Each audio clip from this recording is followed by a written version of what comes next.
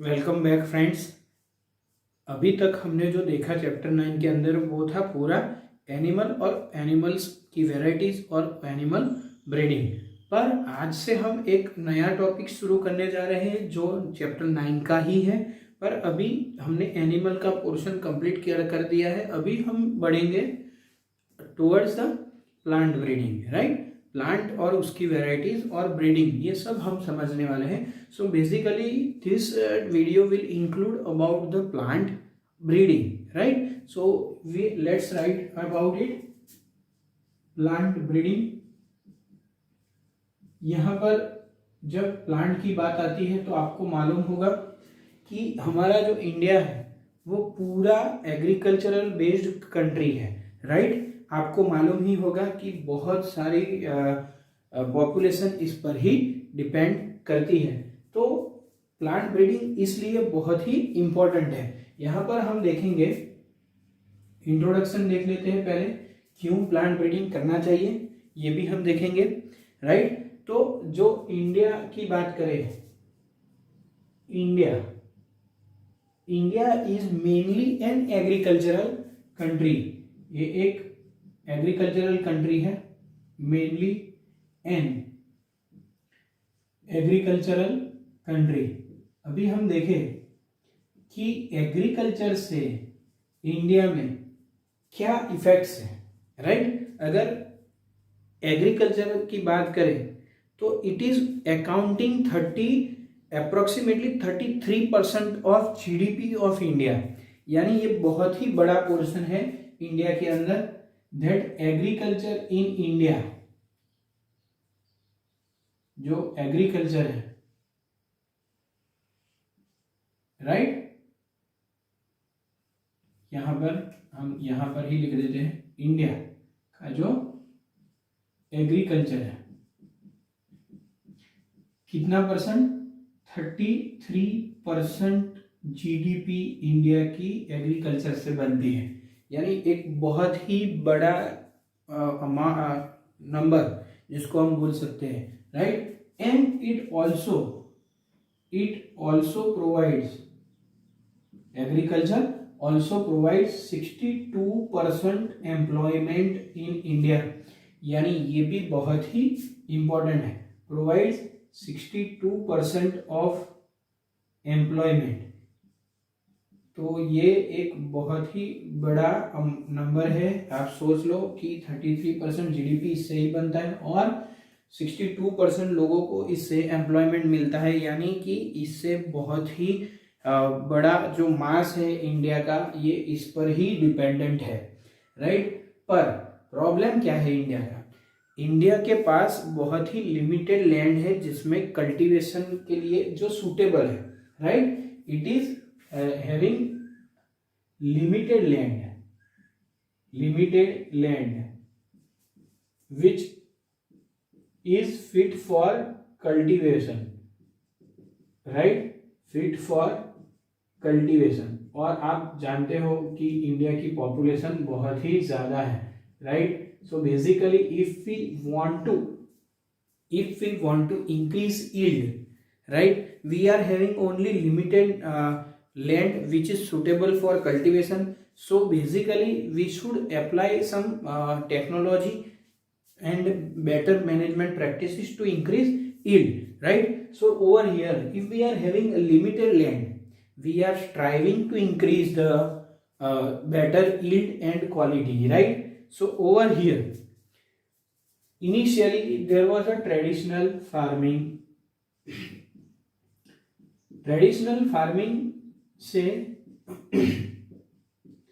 अगर हम सोचे the traditional farming, it can increase the biomass but up to limited extent, not greater than that, right. तो traditional farming increase can yield limited biomass.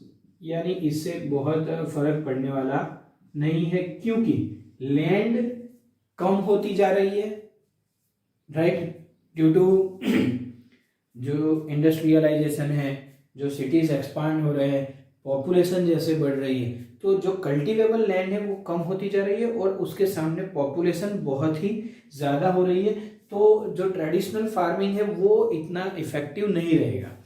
तो हम क्या करें, इसमें थोड़ा और इम्प्रूवमेंट कर सकते हैं, यानी कि बेटर मैनेजमेंट प्रैक्टिसेस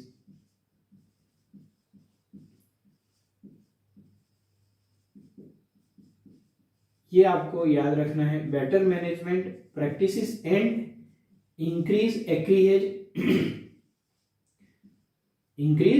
एक्रिएज यानी कि कल्टीवेबल लैंड को बढ़ाया जाए, राइट। कल्टीवेबल लैंड को अगर हम बढ़ाते हैं, मैनेजमेंट प्रैक्टिसेस अच्छे से करते हैं, तो ये थोड़ा प्रोडक्शन बढ़ा सकता है, राइट, पर वो भी कितना, up to limited extent, right. Can increase yield but that also up to, again यहां पर लिमिटेशन आ गया, लिमिटेड एक्सटेंट। तो व्हाट इज द सॉल्यूशन, अगर हम सोचे कि सॉल्यूशन क्या है इसका, तो that is the plant breeding technology. तो इसका जो सॉल्यूशन है वो है plant breeding technology. Plant breeding technology जो मिड हमारा 1960 जो था, मिड 1960s, उसमें प्लांट ब्रीडिंग टेक्नोलॉजी बहुत ही इफेक्टिव रहा। कैसे कि इम्प्रूव्ड वेराइटीज राइस और वीट की जो डेवलप की गई 1960s में, राइट, जिससे प्रोडक्शन बहुत ही बड़ा था, बहुत ही ज़्यादा हो गया था, यानी approximately double two triple fold जो प्रोडक्शन बढ़ गया था। और वो जो फेज था उसको हम ग्रीन रिवॉल्यूशन बोलते हैं, और उसके जो फादर हैं इंडिया के अंदर MS स्वामीनाथन है, और जो पूरे वर्ल्ड में ये ग्रीन रिवॉल्यूशन किया उसके जो फादर है उसको हम बोलते हैं नॉर्मन E बोरलॉग। यानी कि plant breeding technology is a very effective practice, right. तो प्लांट ब्रीडिंग टेक्नोलॉजी का जो रिजल्ट हमको मिला था 1960s, मिड 1960s के अंदर कौन सी वेराइटीज डेवलप की थी, राइस और and wheat. Improved varieties were develop. Improvement में दो चीजें बहुत ही ध्यान में रखी थी, एक डिजीज रेजिस्टेंस और दूसरा था इसका यील्ड, राइट। तो राइस एंड वीट वेराइटीज जो डेवलप किया था उससे ड्रामेटिक इंक्रीज हुआ था प्रोडक्शन के अंदर, इंक्रीज इन प्रोडक्शन। तो इसको, इस फेज को हम क्या बोलते हैं, फेज को हम बोलते हैं ग्रीन रिवॉल्यूशन, राइट। और उसके जो फादर हैं जो इंडिया में है, जिसको बोलते हैं हम MS Swaminathan, Monkombu Swaminathan, right, that is considered to be father of green revolution in India. और जो नॉर्मन E बोरलॉग है, जिनको पीस के लिए नोबेल प्राइज मिला था, Norman E Borlaug, he is considered to be father of green revolution in the world, right। तो ये है पूरा प्लांट ब्रीडिंग। अभी हम देखते हैं प्लांट ब्रीडिंग और what were the objectives and what are the objectives that can be kept in mind by the breeder, right। Let us understand about the definition of plant breeding, right। Plant breeding is a manipulation of plant species, एक प्रकार का manipulation है plant species के अंदर। So basically यहां पर हम लिखते हैं it is manipulation of plant species, right. It is a manipulation of plant species to create a desired type of plant. ये आपको याद रखना है, क्यों हम मैनिपुलेट कर रहे हैं प्लांट को, राइट। तो प्लांट स्पीसीज को इसलिए to create desired plant types. अभी ये क्या है डिजायर्ड प्लांट टाइप के अंदर क्या होना चाहिए? बेसिकली हम पहले देख लेते हैं, 3 मेन चीजें होनी चाहिए जो बेसिक प्लांट ब्रीडिंग के लिए एप्लीकेबल हो और इससे कुछ प्रॉफिट भी हो, राइट, एडवांटेज भी मिले। तो यहाँ पर जो सबसे पहला है, राइट, तो बेटर कल्टीवेबल स्पीसीज, एक उसका कल्टीवेशन अच्छे से होना चाहिए, सूटेबल होना चाहिए कल्टीवेशन के लिए। फिर दूसरा जो है increases yield better, give better yields, and as well as the third one give better yields. और जो तीसरा वाला है उसको हम बोलेंगे डिजीज रेजिस्टेंस। ये मेनली चीजें हैं जो माइंड में ब्रीडर रखता है जब प्लांट ब्रीडिंग करता है।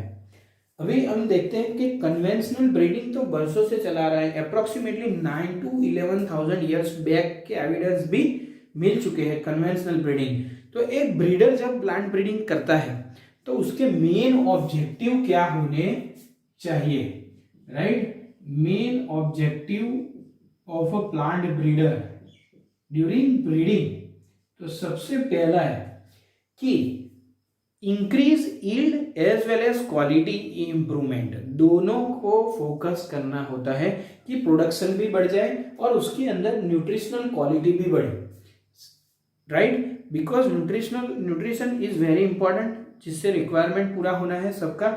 तो यहां पर हम देखते हैं increase yield and improved quality, ये दो चीजें है। दूसरा कि इसको इसका जो टॉलरेंस है एनवायरमेंटल फैक्टर्स के बाजू वो बढ़ना चाहिए। एनवायरमेंटल फैक्टर्स में क्या आ सकता है? आप सोच सकते हो सैलिनिटी, यानी जहां पर सलाइन जो सॉल्टी एरियाज है, लैंड के अंदर सॉल्ट का अमाउंट ज़्यादा है, वहां पर भी अच्छे से ग्रो हो जाए, ऐसे प्लांट बनाने हैं। Second is droughts. आपको मालूम होगा कि बहुत सारी ऐसे एरियाज हैं जहां पर पानी की कमी रहती है।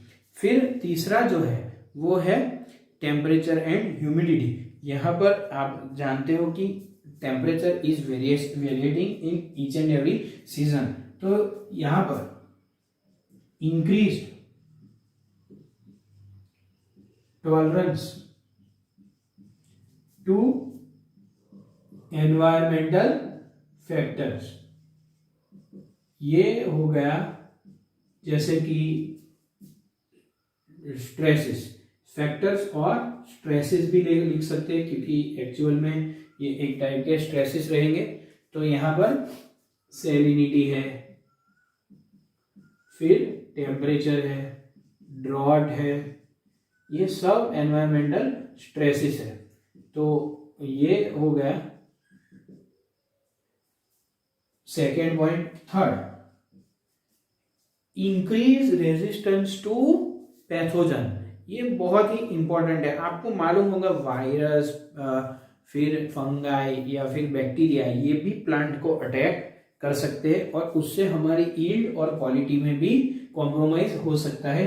तो यहां पर हमको इंक्रीज रेजिस्टेंस टू पैथोजन। कौन से पैथोजन? फंगाई हो सकता है, बैक्टीरिया हो सकता है, and viruses. So this is the third point. Fourth, increase resistance और टॉलरेंस टू इंसेक्ट पेस्ट। जैसे कि आपको मालूम है पेस्ट, इंसेक्ट पेस्ट, ये भी बहुत ही प्लांट को हार्म करते हैं। इंक्रीज रेजिस्टेंस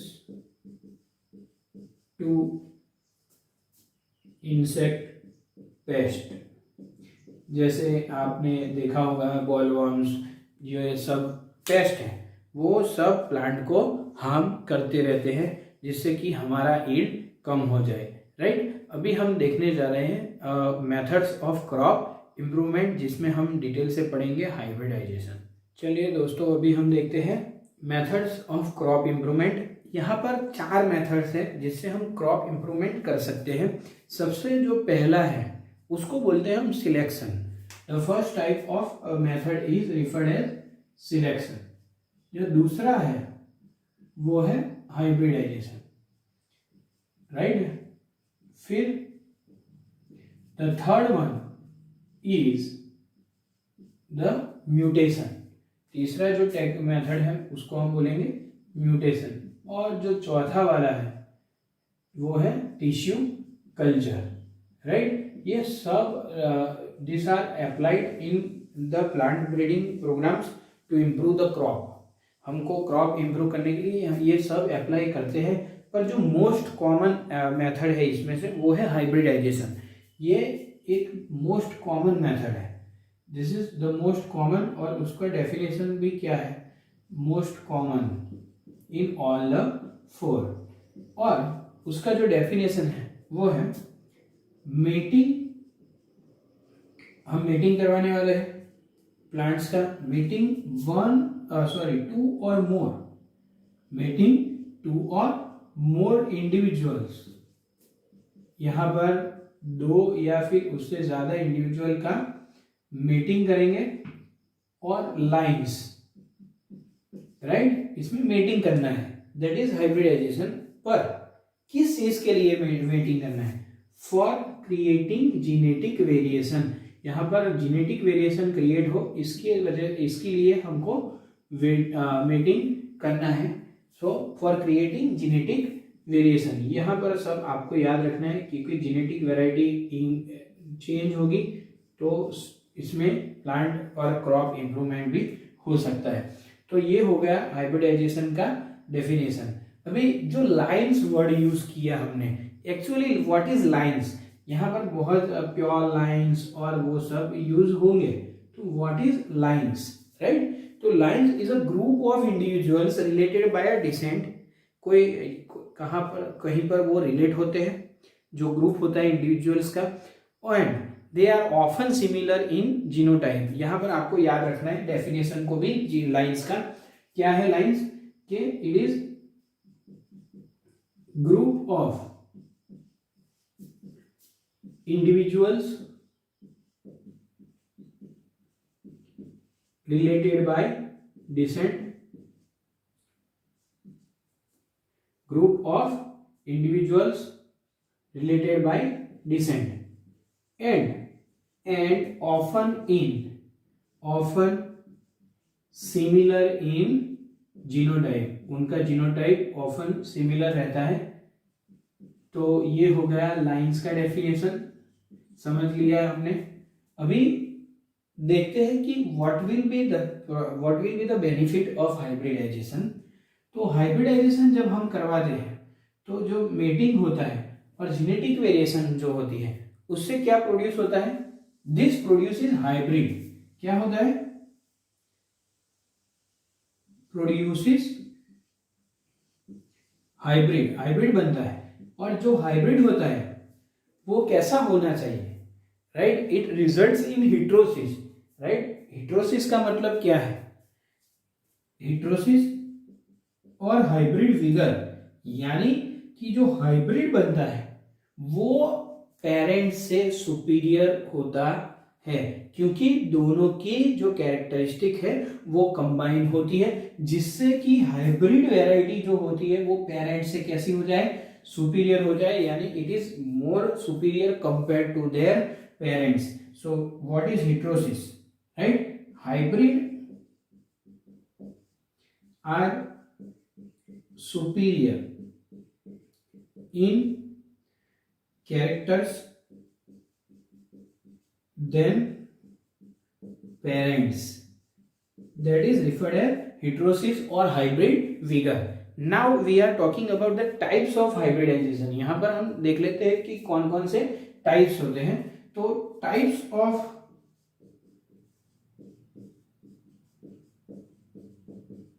हाइब्रिडाइजेशन, राइट, उसमें जो सबसे पहला है वो है intra varietal hybridization. First one is intra, intra यानी विद इन, इंट्रा वराइटल। तो यहां पर क्या होगा, it is the cross between the plants of same variety. यहां पर हम वेराइटी को सेम रखेंगे, इसलिए यहां पर जो वर्ड है इंट्रा, तो cross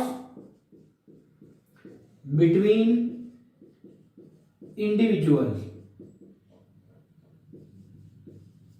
of same variety, right, that is called as intra varietal। अगर हम वर्ड चेंज करें यहां पर इंटर वराइटल, तो ये क्रॉस कहां पर हो जाएगा, cross is between individuals of different variety of same species. यहां पर स्पीसीज कैसा हो जाएगा, सेम हो जाएगा। तो यहां पर लिख देते हैं हम, it is a cross between individual of different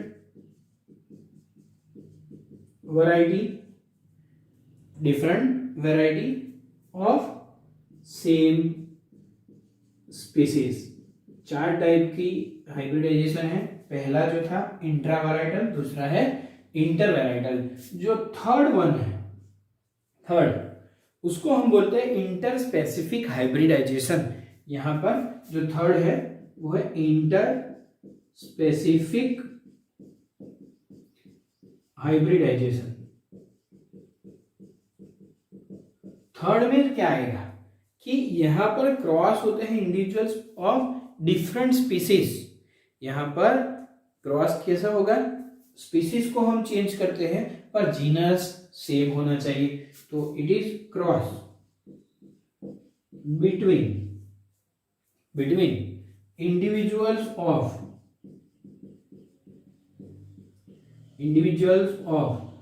different species, यहां पर स्पीसीज चेंज कर दिया है, ऑफ सेम जीनस, पर जीनस यहां पर सेम है।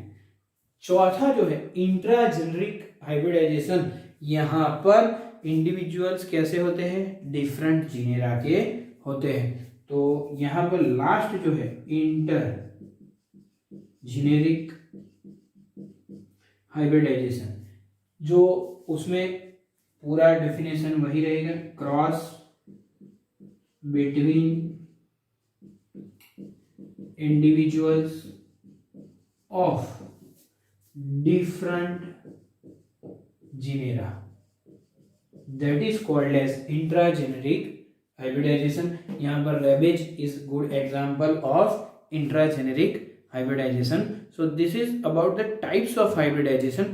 Now we will focus on the steps of hybridization or plant breeding process, right। चलिए अभी हम पढ़ते हैं जो NCERT का बहुत ही important topic है, स्टेप्स ऑफ प्लांट ब्रीडिंग, ताकि हम क्रॉप इम्प्रूवमेंट कर सके। स्टेप्स में 5 स्टेप्स दिए गए हैं, डिटेल में उसको एक्सप्लेन किया गया है बुक के अंदर। तो सबसे पहले 5 स्टेप्स को हम जान लेते हैं कि कौन कौन से स्टेप्स है, और उसको हम बारी बारी से डिस्कस करते जाते हैं और उसको अच्छे से समझ लेते हैं। तो जो सबसे पहला स्टेप है, the first step is collection of variability. दूसरा है evaluation and selection of parents. तीसरा जो है वो है cross breeding among the selected parents. And fourth one is selection and testing of superior recombinants. Fifth one है testing, release, commercialization and of new cultivars. तो ये एक स्टेप वाइज प्रोसेस है, 5 स्टेप्स जो होंगे बारी बारी से हम डिस्कस करते हैं। उसमें जो सबसे पहला है वो है कलेक्शन ऑफ वेरिएबिलिटी, राइट। तो जो फर्स्ट स्टेप है, तो कलेक्शन ऑफ वेरिएबिलिटी में जेनेटिक वेरिएबिलिटी जो होती है वो रूट कॉज होती है। कोई भी प्लांट ब्रीडिंग प्रोग्राम अगर आपको करना है तो जेनेटिक वेरिएबिलिटी आपको कलेक्ट करनी पड़ेगी, right. So that is the main root cause for plant breeding. तो यहां पर हम लिखते हैं collection of variability,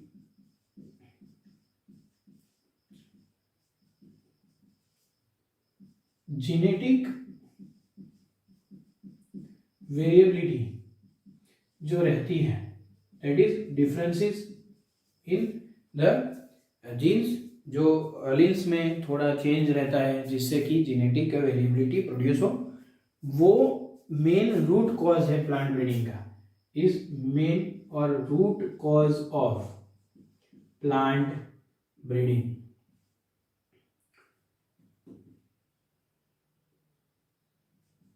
for plant breeding. अभी इसको हम समझते हैं कि जेनेटिक वेरिएबिलिटी कैसे हम करेंगे, राइट। तो जेनेटिक वेरिएबिलिटी इज डन और द वेरिएबिलिटी इज कलेक्टेड, इसको कलेक्ट करना पड़ता है। यहाँ पर अगर आप कलेक्शन करना पड़ता है, कलेक्शन ऑफ प्लांट स्पीसीज कैसे करेंगे? समझ लीजिए आपने कोई एक प्लांट ले लिया है, right.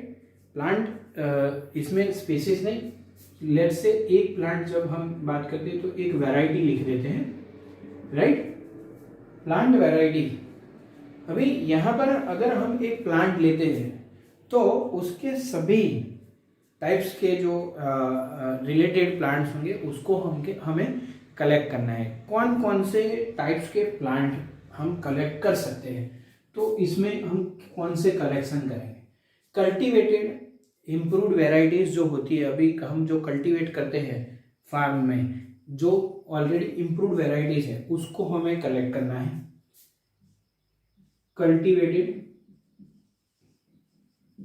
Improved varieties, this is continuously changing.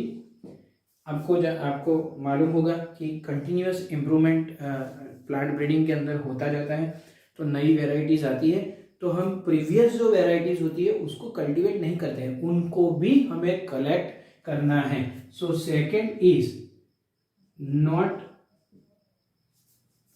और प्रीवियसली, यहाँ पर अच्छा वर्ड कौन सा आएगा? प्रीवियसली कल्टीवेटेड, जो अभी कल्टीवेशन नहीं किया जाता है पर previously it was cultivated. Improved varieties, ये भी हमें कलेक्ट करना है, राइट। तीसरा जो है वो है ओल्ड और देसी प्लांट वैरायटीज, जिसको हम बोल सकते हैं ओल्ड और देसी प्लांट वैरायटीज। उसके बाद जो फोर्थ वन है, राइट, उसमें आएगा कि अभी जो इम्प्रूव कर दिया है, प्लांट ब्रीडर ने डेवलप किया है पर अभी डिस्ट्रीब्यूट नहीं किया है, right. So over here varieties produced by plant breeders but it is not distributed, right. So improved varieties produced by plant breeders that are undistributed, that is undistributed. And the last one, very important one, wild varieties, wild related varieties. जो wild variety होती है, इनके साथ जो variety relate करती है उसको भी हमें कलेक्ट करना है। और अगर हम ये सब कलेक्ट करें तो जो कलेक्शन होगा उसको हम बोलेंगे germplasm collection. What is germplasm collection? It is the collection of all diverse allele for all genes of a plant variety. अगर हमने कोई प्लांट वेराइटी कलेक्ट किया है, प्लांट स्पीसीज कलेक्ट किया है और उसके सब diverse allele for all genes if we are collecting, then it is referred as germplasm collection. So collection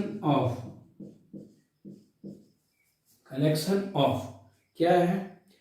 plants और वीड्स, जो भी बोले, collection of plants having all diverse alleles for all genes. This is referred as germplasm. तो ये सब करने से हम क्या कलेक्ट कर रहे हैं, जर्मप्लाज्म कलेक्ट कर रहे हैं, जो वेराइटीज हमने कलेक्ट की। अभी जो है यहाँ पर वाइल्ड वेराइटीज बहुत ही इंपॉर्टेंट है। क्यों? अगर वाइल्ड वेराइटीज का देखें तो they are having disease resistant capacities, उनमें बहुत ही अच्छी एबिलिटी होती है डिजीज को रेजिस्ट करने की।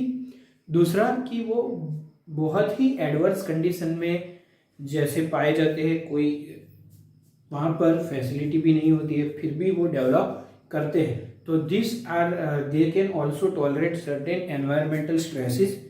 सो ये बहुत ही इंपॉर्टेंट है, इसके अंदर ऐसे जीन्स होते हैं जो वो रेजिस्ट कर जाए। तो यहाँ से ये वैरायटी बहुत ही इंपॉर्टेंट है। और अगर ये वैरायटीज हमारी लॉस हो जाएगी तो जीन पूल में बहुत ही बड़ा लॉस होगा। तो सिग्निफिकेंस क्या है वाइल्ड वैरायटीज को कलेक्ट करने का, that they are having disease resistant capacities as well as they can tolerate wide varieties of environmental stresses. So we have to collect it to improve the plants. So this is the first point, that is collection of variability. Now we are heading towards the second step है, वो है evaluation and selection of parents, right?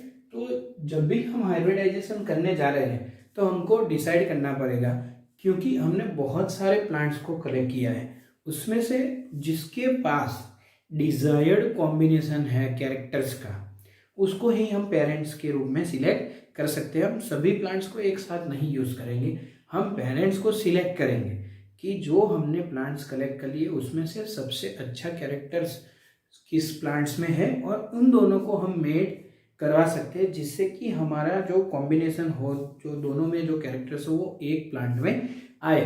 तो यहाँ पर जो होगा second, evaluation and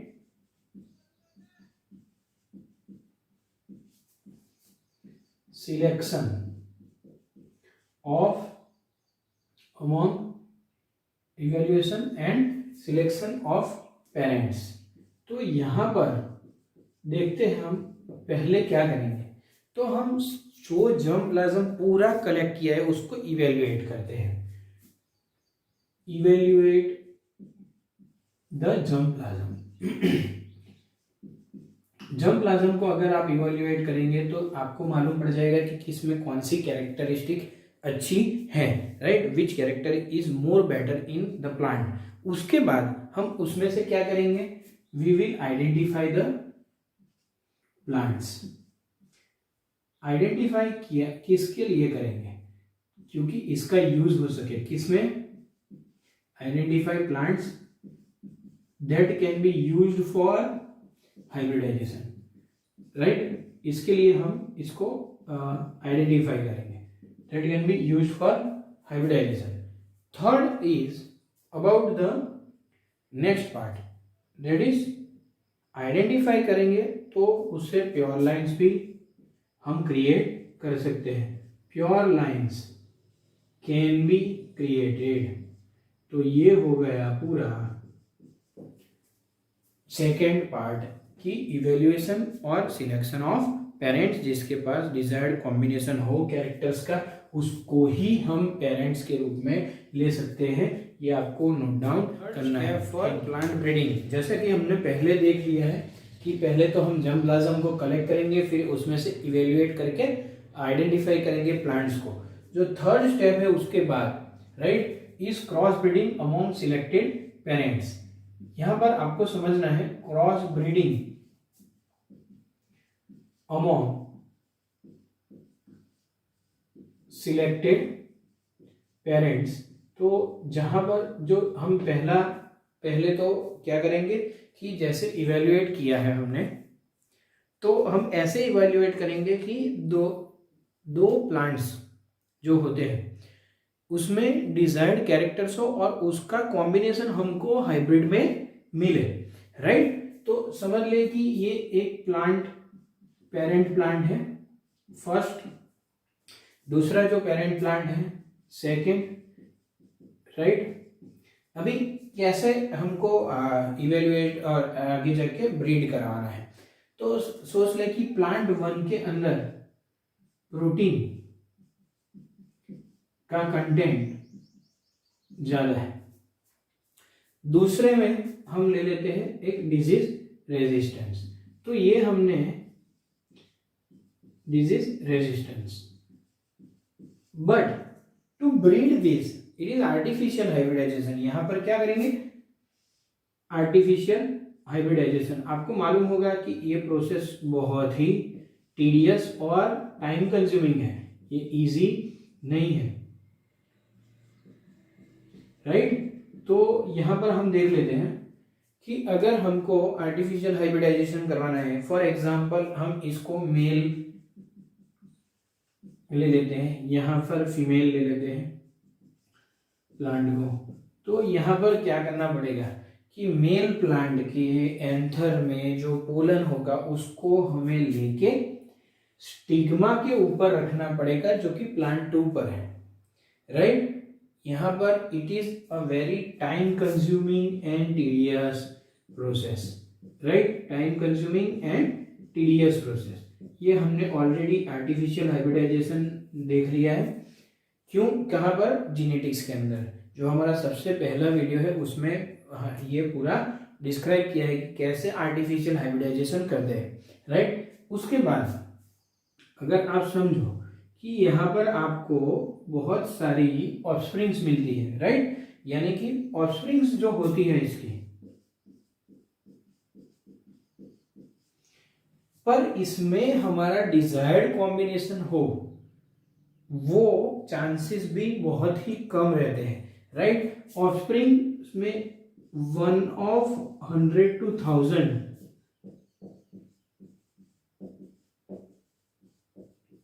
तो ये भी एक टीडियस टास्क हो गया कि किसके अंदर हमारे डिजायर्ड कैरेक्टर्स हैं। 1 of 1000, 100 to 1000 contains desired characters, यानी कि ये एक बहुत ही टीडियस प्रोसेस है।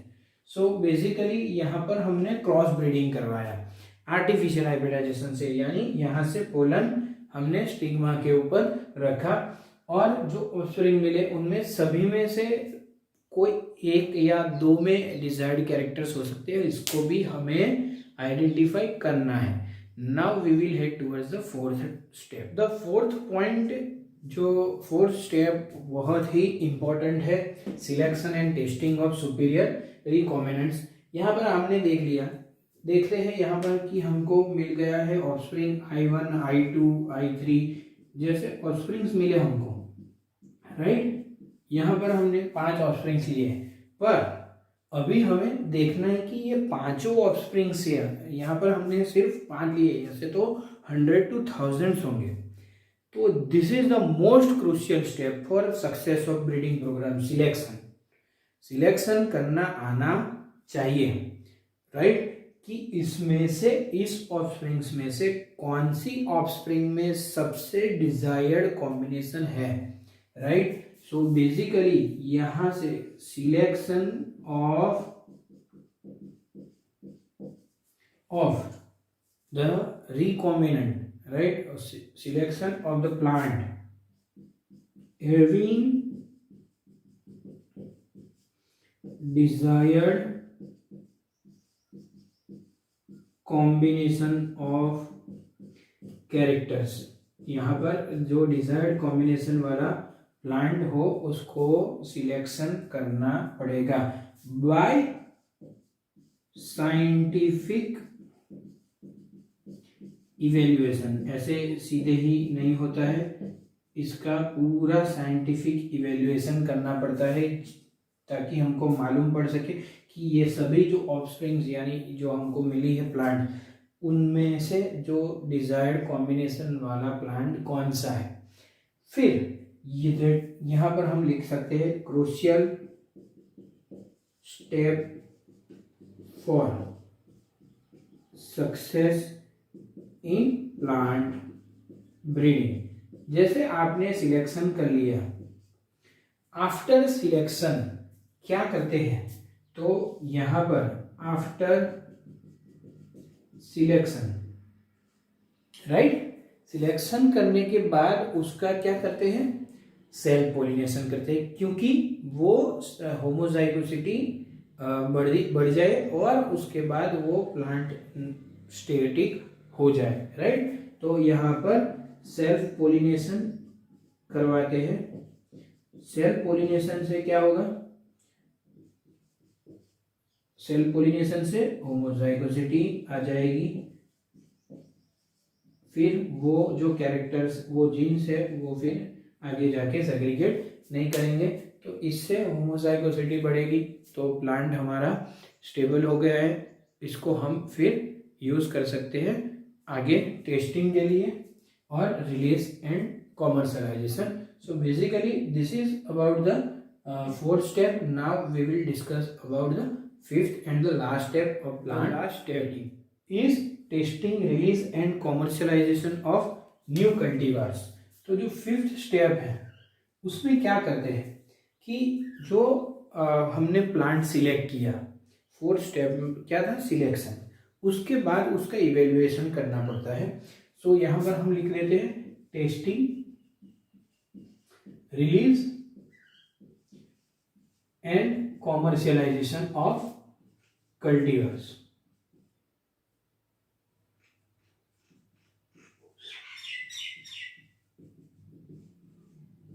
तो यहाँ पर जो हम बात कर रहे हैं कि जो हमने सिलेक्शन किया है इसका इवेल्युएशन करना पड़ता है। इवेल्युएशन पहले रिसर्च फील्ड में होता है। इन रिसर्च फील्ड के अंदर क्या करते हैं, ideal irrigation practices, ideal fertilizer condition, उसको डेवलप करते हैं।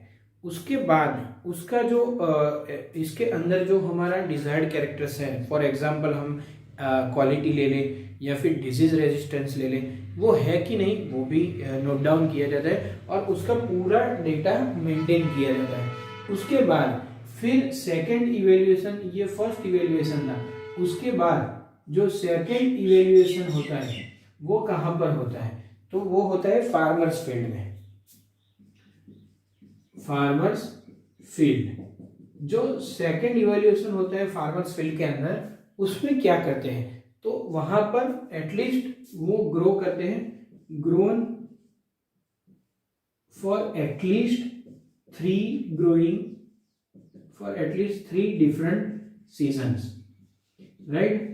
डिफरेंट सीजन्स के अंदर इसको ग्रो किया जाता है और वहां पर जो क्लाइमेटिक जोन्स होते हैं, in several agro climatic zones of the country, right. तो अलग अलग क्लाइमेटिक जोन्स के अंदर इसको ग्रो किया जाता है।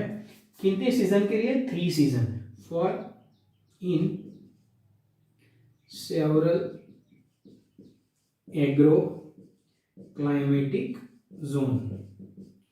फिर उसमें से जो सबसे अच्छा रिजल्ट मिलता है पर्टिकुलर एरिया के लिए, जो सबसे अच्छा डेवलप करता है, जो प्रीवियस कल्टीवार था उससे कंपेयर करके, उसको वहां पर रिलीज किया जा सकता है। तो फिर उसको ये पूरा न्यू कल्टीवार को रिलीज किया जाता है। Now who is doing this, right, who is doing actually this process. तो यहाँ पर ICAR करके न्यू दिल्ली के अंदर ये एक पूरा इंस्टीट्यूट है जो ये पूरा प्रोसेस करता है, that is ICAR, Indian council of agriculture research.